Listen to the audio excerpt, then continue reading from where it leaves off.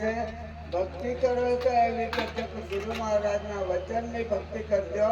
વેમ ને વ્યસનથી દૂર રહેજો, અંધશ્રદ્ધાથી દૂર રહેજો અને સટ્ટા જુગાર ચોરી ડકેટી એનાથી દૂર રહીને ભક્તિ કરજો. ગુરુની વચનની ભક્તિ કરજો, એટલે જ તમને સમાજ માનશે અને પરમાત્મા પણ આપના જે કઈ આરાધ્ય દેવ છે તે પણ ખુશી રહેશે. એના માટે મહાપુરુષ ભજનની અંદર કહે છે વચનની ભક્તિ કરજો.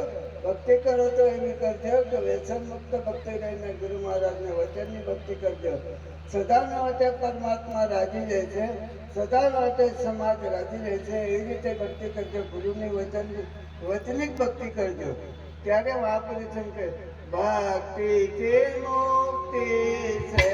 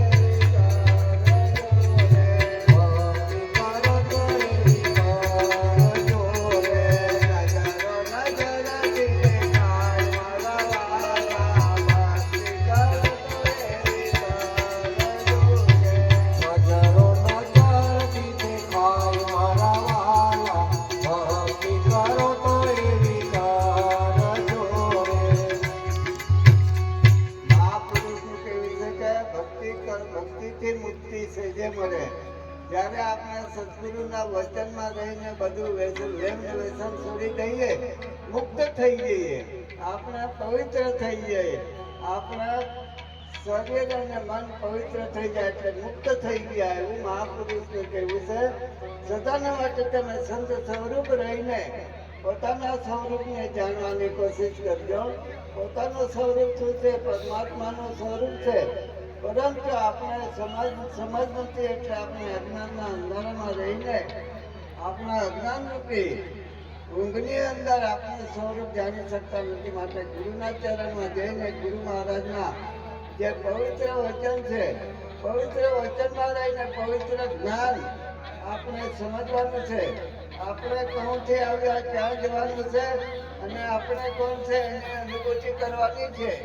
એના માટે આપણે મુક્ત થવાનું છે. આપણું મન છે એને સમજવાનું છે, આપણે પવિત્ર છે એ વસ્તુને સમજવાનું છે. આપણા શરીર રૂપી ધારણ કરીને માતા પિતાના માધ્યમથી આવ્યા છે એ શું છે? એના માટે ખરેખર સંત આવા ભજનની અંદર આપણને સમજ આપે છે કે તમે ભક્તિથી મુક્તિ થઈને, મનથી મુક્ત થઈને આ શરીરને જાણો, મનને જાણો. ત્યારે હે મન જ્ઞાની, હે મન ધ્યાની, હે મન લાખ વચન કપોષ, હે મની અંતર્યામી. એવી રીતે આ પરમાત્માનું શરીર જાણવાની આપણને પરમાત્માએ માનવ શરીર આપ્યું છે. માનવ શરીર કેમ આપ્યું છે કે આપણે ભગવાનને જાણવા માટે, પોતે પોતાનું સ્વરૂપ જાણવા માટે માનવ શરીર ધારણ થઈ છે. એના માટે મહાપુરુષ કહે છે ભક્તિ કરો તો એવી કરજો નજરો નજર દેખાય. ખરેખર આપણી નજર સમક્ષ આપણે સંત સ્વરૂપે અહીંયા આવ્યા છે. જે ગામ લોકોએ, જે આયોજકોએ, જે મહારાજશ્રીએ, તિરલા મહારાજ, દિનેશ મહારાજે અહીંયા જે કંઈ આપણને ભેગા કર્યા છે, ખરેખર સંત સ્વરૂપે ભેગા કર્યા છે. શાંતિ જાળવીને બેઠા છે. કોઈ જાતને આપણે હલચલ કરતા નથી. કોઈ પણ જાતના વ્યસન અહીં દેખાતા નથી. કોઈ બીડી પીતું નથી, કોઈ વ્યસની દેખાતા નથી. મુક્તપણે આપણે સંત સ્વરૂપે આવીને બેઠા છે. સંત એમ કહે છે ભક્તિ કરો તો એવી કરી શાંતિની ભક્તિ કરજો, વચનની ભક્તિ કરજો. અને મહાત્મા સ્થિતિ દૂર રહેજો, કોઈ જીવની હિંસા નહીં કરતા, એવી રીતે ભક્તિ કરજો આ જગતની અંદર। छोटे बड़े जीव को दुख न देना और कोई जीव ने हिंसा नहीं करना और मांस मच्छी नहीं खाना, एवं संतना पवित्र वचन से वचन में रहीने चलજો। कारण का मांसाहारी जीव છે એ ખરેખર એ ખોરાક ખાવાથી આપણને અભિમાન આવે છે, ક્રોધ આવે છે, એવી જાતનો અનેક જાતનો જે આપણને મન બગાડે છે એવા ખોરાક આપણે ખાવાની જરૂર નથી। कबीर साहब पण कहे છે કે मांसाहारी आत्मा प्रत्यक्ष ज्ञान उनकी सेवा इनकी भक्ति मत करो। ये संत कबीर साहब महान संत થઈ ગયા, એમણે જીવ પર દયા રાખવાનો, પ્રાણી માત્ર પર દયા રાખવાનો છે।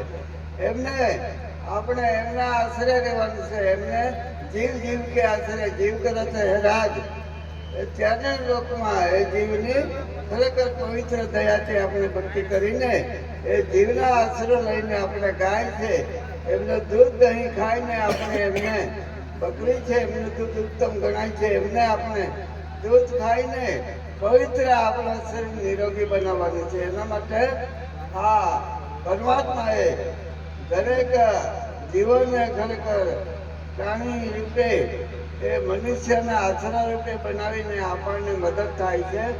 ગાય આપણને દૂધ આપે છે, એના બળદ આપે, એને આપણે ખેતી કરીએ છીએ, એવા ઉત્તમ વસ્તુ આપણને મળે છે।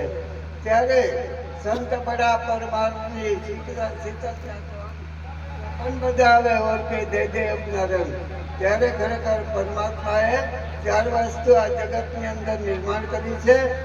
સરોવર સંત જન ચોર છે ને પરમારથ के कारण चारों धर्या थे। संत આજે આવ્યા છે, પરમારથ સ્વરૂપે આવ્યા છે। આજે આ ગામની અંદર ને કાલે કોઈ બીજા ગામની અંદર પવિત્ર ભજન થાય, ત્યાં આ બધા સંતો આવે। એવી રીતે પરત એકબીજાના પ્રત્યે વફાદાર થઈને સેવા કરવાની તક મળી છે। એ સેવા આપણે કરી લેવાની જરૂર છે। આ જન્મની અંદર ભક્તિથી આપણું મન પવિત્ર બને, આપણું જીવન પવિત્ર બને, આપણું સમાજ પવિત્ર બને, એના માટે આ ભજનની અંદર મહાપુરુષે ગાઈ છે। બોલો સદગુરુદેવ કી જય।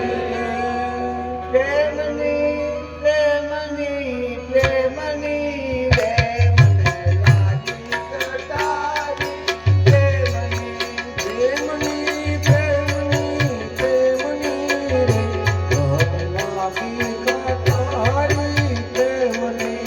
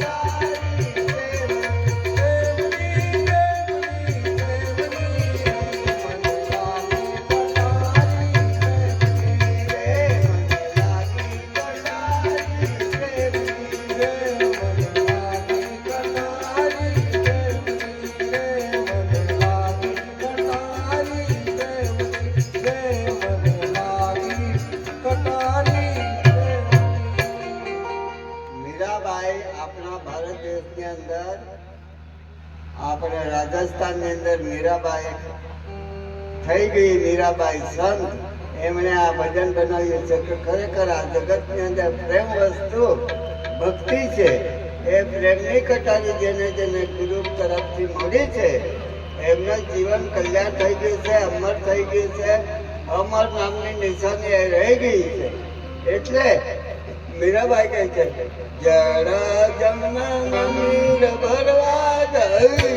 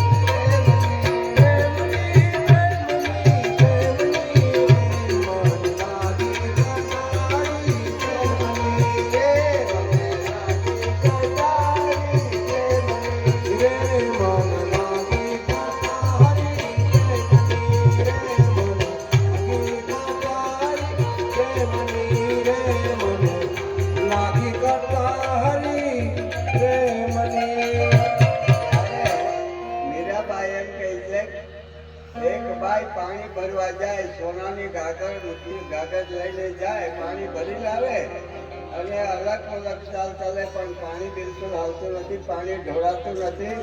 એવી હતી ગાગર માટે એમની એમ એટલે સોનું, સોનાની ગાગરની અંદર પાણી ભરી લાવે છે, એમાં બિલકુલ પાણી સરકાતું નથી. એવી બહેનોની અંદર એવી શક્તિ ભગવાને આપી છે. ખરેખર બેડું લઈને આવે તો એ પાણી ઢોળાતું નથી. એવી આ પ્રેમની કટારી, ભગવાનની કટારી વાગી છે, ભક્તિની કટારી વાગી છે.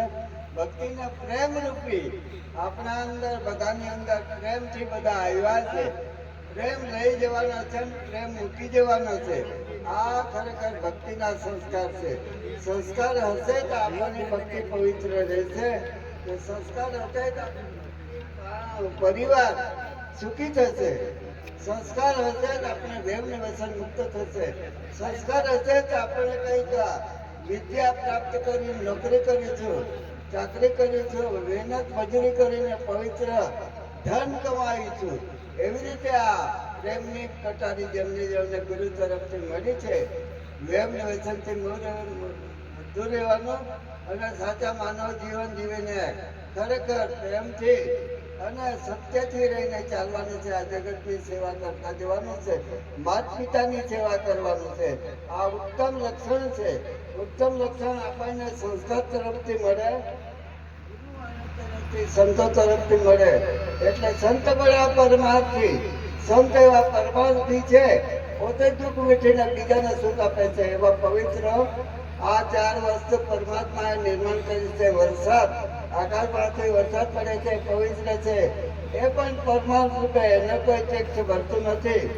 નદી કે તળાવ નર્મદા મૈયા વહે છે, એને પણ આપણે કોઈ મજૂરી કે કોઈ મહિના આપી શકતા નથી. એવી રીતે ઝાડ છે, વૃક્ષ છે, પેડ છે, એ બી એક પરમાત્મા રૂપે બનાવ્યું છે. બીજાને સુખ આપે છે, બીજાને ઔષધિ તરીકે આપે છે, બીજાને ફળ તરીકે આપે છે, પરમાત્માનું કામ કરે છે. એવી રીતે સંતો પણ પરમાત્માનું કામ કરે છે. આજે જે સંતો આવ્યા છે પરમાત્મા રૂપે આવ્યા છે, એના બદલે આપણે કોઈ આપી શકવાના નથી. એવું કહીને મારા બે શબ્દ સત્સંગ ચૂકાવું છું. આરતીનો સમય થઈ ગયો છે, મધ્ય આરતી. એ મધ્ય આરતી કરીને આપણે ખરેખર ભગવાન ગાઈને આપણે એકબીજા પોતપોતાના વ્યવસાયમાં લાગી જઈશું. મારે આવતીકાલે 2-3 પ્રોગ્રામ છે, એટલે હું આરતી કરીને આપને રજા લઈને નીકળવાનું છે. બોલો સદગુરુદેવ કી, બાજીજી મહારાજ કી, સૌ સંતો કી. આપની બી જય જયકાર, જય જય જય જય ગુરુ મહારાજ.